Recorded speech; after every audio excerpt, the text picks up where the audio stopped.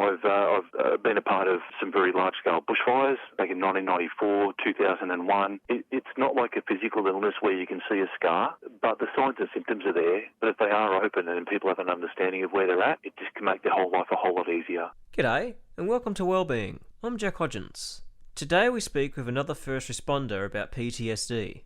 My guest is Paul Sharratt. Paul is a station manager with Fire Resue New South Wales, Australia. He joined the firefighting sector in 1993, and over the course of this time has responded to large-scale bushfires. It is because of some of these impactful moments that Paul has developed PTSD. In this episode, Paul describes some of the work involved in the firefighting field, and how it can over time cause someone to develop PTSD. He also describes his journey to learning to manage his PTSD, and where he is at in his journey. Hello, Paul, and welcome to Wellbeing. Good morning, Jack.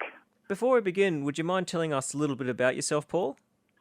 My name's Paul Sharratt. I'm a station officer with Fire Resue New South Wales. I've been with the organisation, I'm coming up on my 30th year, and I'm currently based at City of Sydney Fire Station, right in the heart of the city. And at the moment I'm just on deployment in the north coast of New South Wales, helping with wellbeing for our firefighters during flood operations.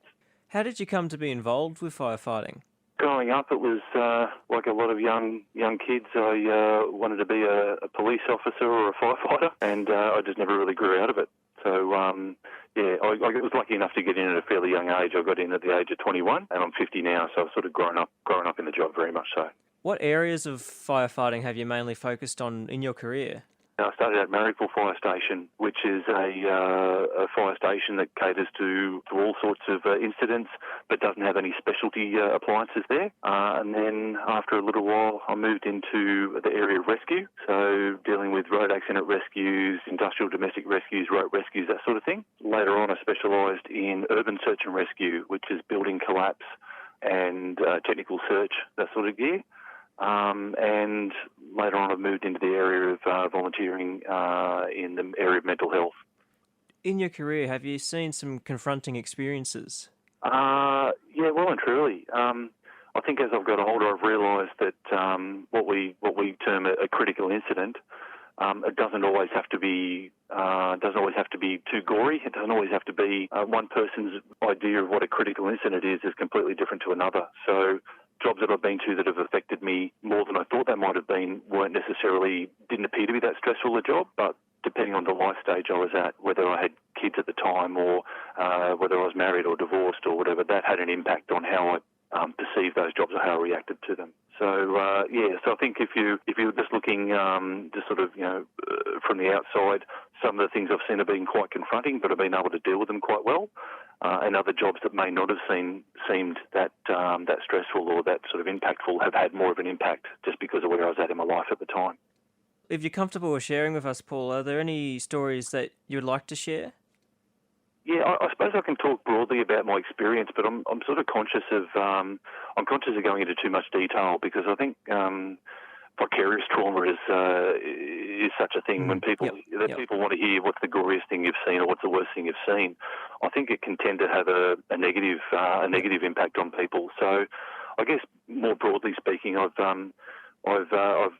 been a part of some very large-scale bushfires back in 1994, 2001, the more recent bushfires we had. I've been to different flood emergencies. I was deployed up to the same area up in Ballina in 2017 when we had large-scale floods there, and I'm up here now. I've deployed up to Queensland for the floods back in 2011, and then very shortly after went to Christchurch in New Zealand for the earthquake over there. And then just our regular jobs that we go to, fires, car accidents, that sort of thing. There's been some fairly horrific sort of things that we've had to deal with. And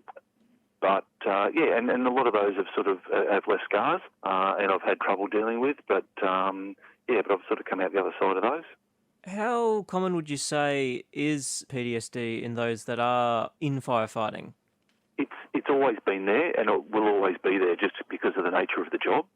I think that we know that statistically the incidence of mental health issues in just the general population is fairly significant. And when you add on the extra trauma that we get from the work that we do, that can push our numbers a bit higher. And I think that's why we take it so seriously, and we look at some risk minimisation strategies, and we look at building resilience in our people so that they don't get affected so much by these things, and they do have the courage and the strength and the language to deal with those issues.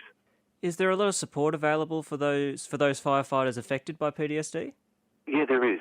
Look, I've worked as a peer supporter within my organisation for the last 10 years. I was diagnosed with PTSD myself a few years ago, and I've managed to work through that, and I'm still managing it every day. But the support that's been there the whole time that I was dealing with those issues has been really solid. And the good thing has been that it never takes just one form. There's support in all sorts of ways, and the treatment that I had was a big reminder of that. I've got that network around me. I just need to sometimes trust in it a bit more. Really, it's got to be within the person themselves. It doesn't matter what support networks you've got. It doesn't matter what strategies there are. If the person is unable to help themselves get better, it's going to be a really, really long road.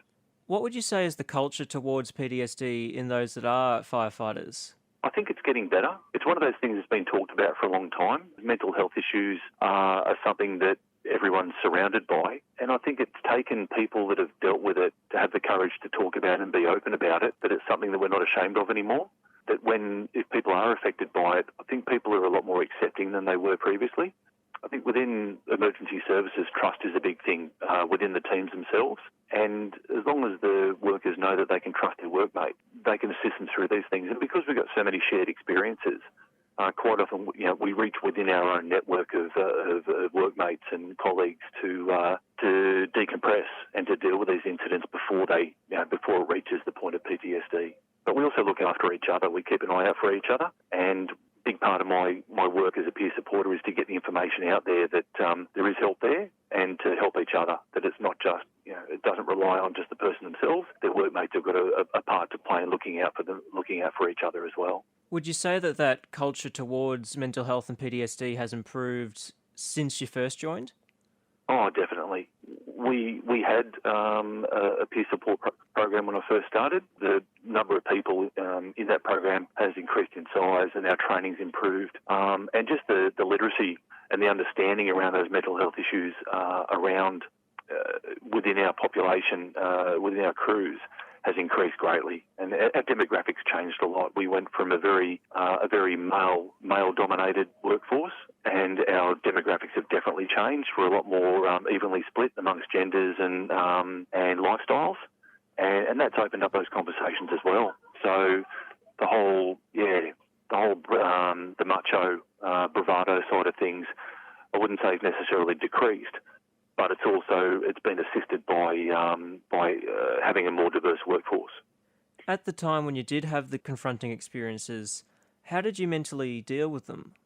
I remember one particular incident that was fairly confronting, and the patient reminded me of someone that I knew, and so I had a fairly strong reaction to that job, and it was a matter of trying to process that, and then I ended up going and getting some professional help after that particular incident, because there was just that every time I saw that person, I had a reaction, and not a negative reaction, but I just had a reaction because they reminded me so much of this patient that I'd seen.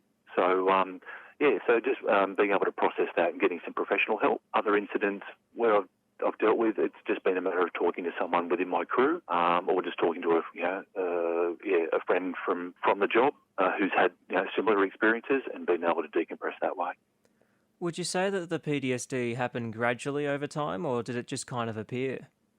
Oh, look, it happened over time. So, as I said, I've been in the job for almost 30 years. I've been a rescue operator for the majority of that. And so the number of incidents builds up and builds up and builds up. And then as I've got older, my emotions and the way I deal with those have changed a bit. I've got children, and I've gone through all the normal things that people go through. And I've become a bit more sensitive as I've got older, I guess. When I've had the large-scale things which are very impactful, like the floods in Queensland, and then very shortly after the earthquake in Christchurch, there's been I dealt with those, or I thought I dealt with those at the time or after those. But then about probably 5 years ago, or probably a bit less, I at a house fire with a person at that stage reported missing. I ended up falling through a floor while I was searching for them, and that job in itself was probably not overly, it wasn't the worst thing in the world, but it brought up a lot of other issues that I hadn't really resolved that I thought I had. And so that one incident became the straw that broke the camel's back. And so I started linking all these events in my mind, and it just became overwhelming. You're listening to Wellbeing, a nationally distributed radio show and podcast. My guest today is Paul Sharratt, a firefighter with a PTSD journey. What becomes harder to do in daily life when you do have PTSD? Everything. Leaving the house, going to the mailbox, just looking after myself in general. I became very... I was still going to work, and I was still seeing my children, but I really had nothing else left. I just became a bit of a husk or a shell, I guess. And so panic attacks, anxiety, I just couldn't deal with everyday life. Like I said, I was ticking over at work. Yeah, if I looked at myself from a distance, I was not giving my best. As a firefighter and as a man, a whole lot of my identity is wrapped up in my job and my career. And so it was a matter of pride to keep going to work. But I really had nothing left off to the side. So just the most basic of things I wasn't doing. And it wasn't until it took me a while to come out of that with a whole lot of help. How did that affect the relationships around you? Oh, hugely. I was angry all the time, and that came through fear. There was anger and fear were probably the most dominant emotions that I could express. It was either, basically there was not a lot of positive emotions floating around. I wasn't a great dad at the time. I certainly wasn't a very good partner. I ended up without a partner. I wasn't present really. I wasn't living. I was just existing. When did you first get diagnosed with PTSD? It was about 3 years ago, probably 2.5 to 3 years ago, I think it was. To be honest, it's not that I don't want to remember the date, but I'm sort of, because I've come out of the other side, I don't want to look back to the specific time, but it was about 2.5 to 3 years ago. Did it offer you any understanding when they told you, right, this is the condition you have? Did that kind of bring a bit more understanding to why you were doing what you were kind of doing and how you were feeling? It was a validation, I guess. I knew with my training and my area and working within mental health, I knew where I was at. I had an awareness of where I was at, but it wasn't until I was at one of our conferences for our peer support team, and we get 100-odd people in a room, and for 2 days we share stories and we have guest speakers. And one of the guest speakers brought up a list of all the signs and symptoms of PTSD, and as the list unfurled, I had every single one minus alcohol and drug use, because I don't touch either generally.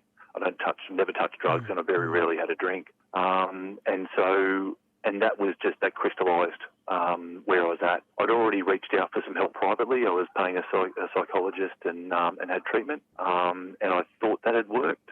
But when I read all these things, I was still going through it. And that was when I just went, okay, I need to do something more concrete. And so we reopened my workers' comp claim, which had been for a physical injury from the fall, and it became a mental health injury. And that opened up a whole range of treatment options. So I found a psychologist that specialised in PTSD with emergency services, and I got a nutritionist. It just opened up a whole bigger range of treatment, and it made me feel like I had a team of people supporting me rather than that I was just doing it by myself. While you were going through this recovery, did it feel good to talk about it? Look, for me, I've always been fairly open about stuff, and I remember as a younger firefighter, not a lot of the older firefighters were open about things. It was just the culture, and it was the generations at the time. So because I was so young when I started, you sort of idolise the guys above you, and I knew there was people around me that were struggling with things, but it wasn't openly really spoken about. And as I became one of the more senior ones, I just figured that there was already other people that were breaking that culture, and I was happy to be a part of those people that were more open about things. And I knew that by speaking about it, that people would look up to me because of just the fact that I've been in a long time, not because of anything else. But that they would, and even if only one person listened, it was going to be enough. Building on the idea of that culture, where do we need to go to improve upon our stance on mental health and PTSD within firefighting? I guess we need to realise it's not inevitable. You don't have to have PTSD. We also need to understand what it actually is. People use the term so loosely, I've got PTSD, and then when you ask them who diagnosed them when they were diagnosed, they haven't actually been diagnosed. Being literate around an understanding of it, the difference between critical incident stress and PTSD is quite vast. And using the term loosely isn't helpful. I don't think it necessarily downgrades people that have actually got PTSD, but I think the term becomes interchangeable with something that's not quite as serious yet.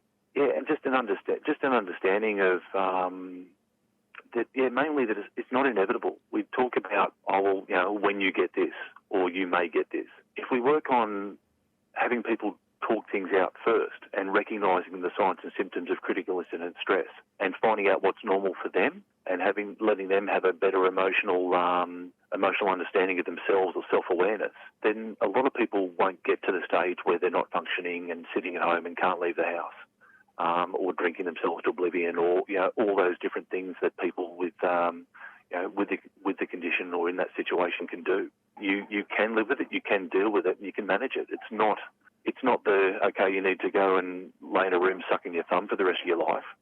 You can still live. You can still enjoy a healthy life and contribute. It just means that you've got to be conscious of where your mental health is at, and you've got to be aware that if you've already had that tendency once, or you've already been there once, you may be more likely to go down that path again. And it sounds like from what you've touched on there, Paul, is that in a lot of ways, when someone does have PTSD, that doesn't mean that it's the end. They can live great lives, as you just said then. Exactly.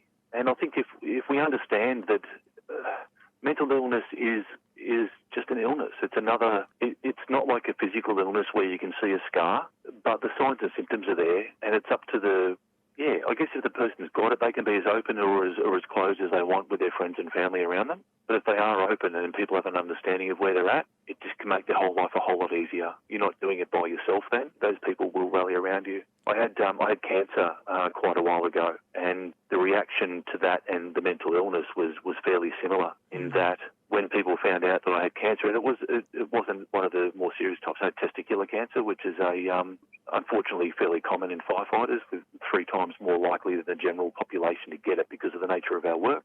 And the reaction from people was probably as I expected. Some people were very uncomfortable with just the word cancer, and so they were unsure of how to interact with me. Other people who I hadn't spoken to for a while were all over me because, you've got cancer. And some people didn't want to talk at all because they didn't know what to say.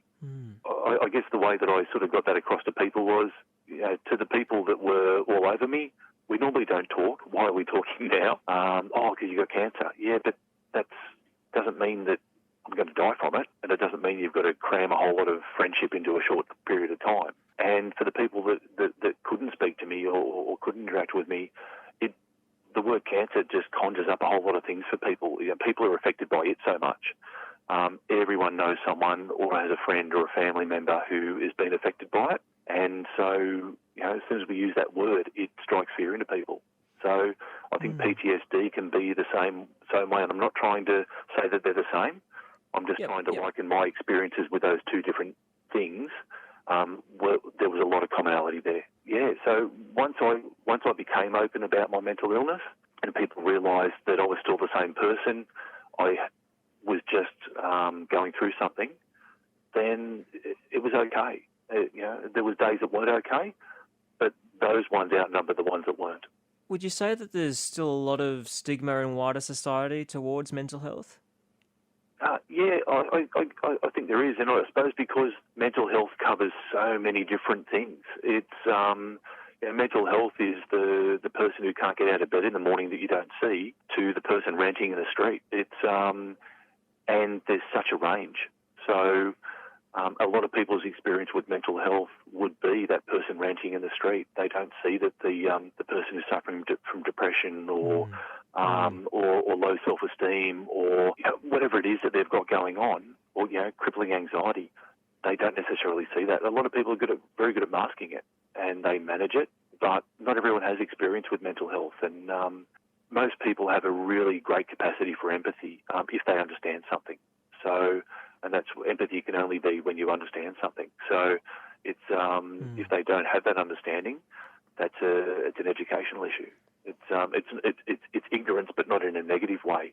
You don't know what you don't know. You're listening to Wellbeing, a nationally distributed radio show and podcast. My guest today is Paul Sharratt, a firefighter with a PTSD journey. What would you say, how should a family member or friends help someone that does have PTSD then? Does it start with understanding?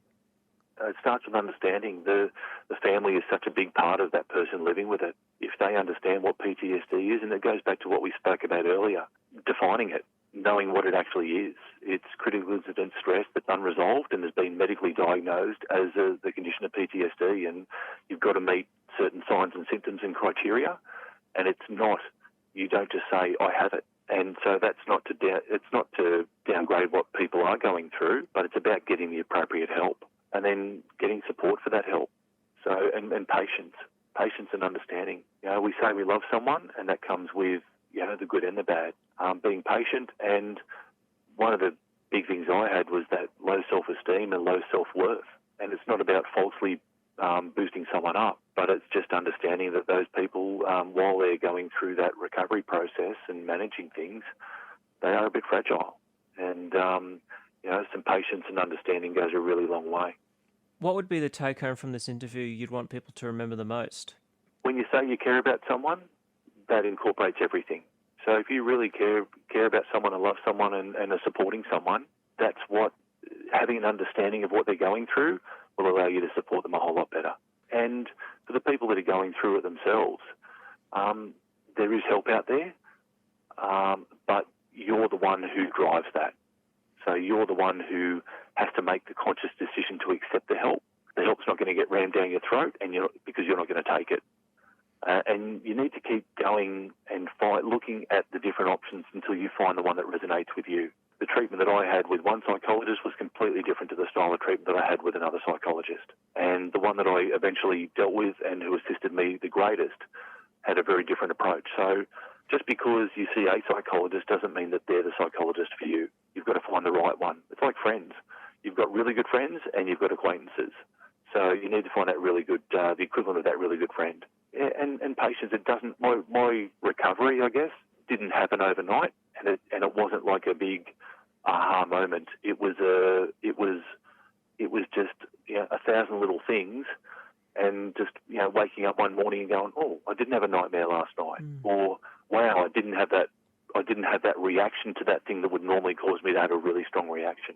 Probably the major thing for me with PTSD was my psychologist saying that I wasn't obsessed, but I was very targeted on, I've got to work out what my triggers are. And he said, why would you do that? He said, because there's triggers everywhere. And he said, if you worry about what your triggers are, you'll never go anywhere and you'll never do anything. He said, what you've got to learn to do is manage those when they do come up. And that was the only light bulb moment that I had. And once I realised that, I can still be triggered and I can still have that fight, flight and freeze reflex very strongly, but I know I can write it out and I know I can deal with it now. And that just gives me a confidence and a courage that I didn't have for a very long time. Well, thank you for sharing your insight with us today, Paul.